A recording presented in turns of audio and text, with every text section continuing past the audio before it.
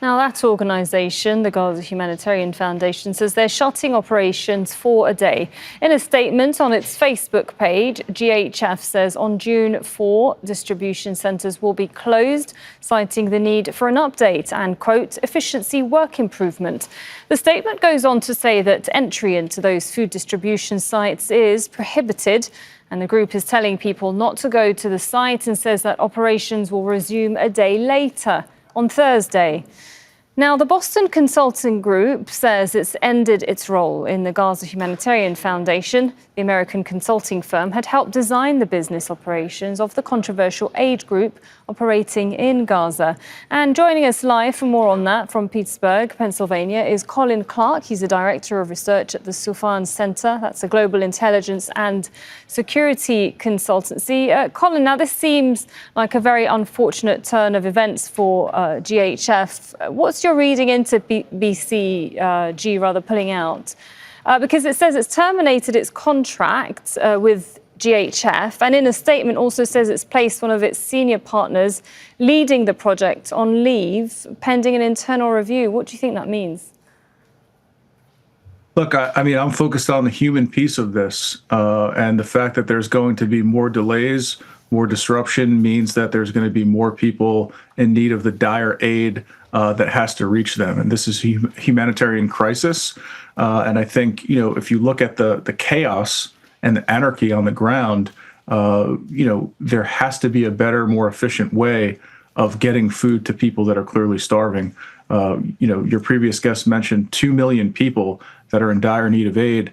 This is all part and parcel of the Israeli counterinsurgency strategy to push people into the south. But the optics of this to the world are becoming quite clear, and people are dying every day. And you just mentioned the optics there. Now, what does this mean for GHF moving forward? Will it be difficult to continue to function without the consultants who basically helped create this system? According to some people that have assessed this, it would be almost impossible to do it without them. This is a job that shouldn't be left to the private sector. There's often this kind of I don't want to call it a myth, but there's the conventional wisdom says that the private sector is inherently more efficient when it comes to certain logistics. But this is a very specialized aid mechanism, delivery of food to starving people in a conflict zone. This should be left to the people and the organizations that do this for a living, the neutral and impartial organizations like the United Nations. It's going to be chaos no matter who's doing it. But the current situation is clearly not working. Now, when you look at what's being said, you've got the World Food Programme that's called the overall situation a tragedy. The UN and other agencies have spoken out against this system, questioning many things, including the morality and safety of this. And yet, the architects of this distribution system, backed by the Israeli government, insist that it's being done this way to prevent looting. So is it really about that? Or, as you just mentioned earlier, is this part of Israel's bigger plan to prevent those that are in the north from moving to the south and pushing and squeezing everyone that they can to the south? Look, I think the individuals and the organizations that are involved in this, the armed contractors that are, attempting to secure convoys and distribution hubs, I think they have the best intentions. They're trying to prevent what's happening. But this is, again, such a chaotic situation. When you think about what preceded this, the blockade that led up to this, of course, people are going to be desperate. Of course, people are going to be, starving. And, it was expected that there's going to be some kind of stampedes. There's all sorts of finger pointing and hand wringing about, aid being pilfered. That happens in every conflict, by the way, especially when you have active militant groups. But it's incumbent upon the organizations that is delivering that aid to do so in a way that keeps the civilians safe.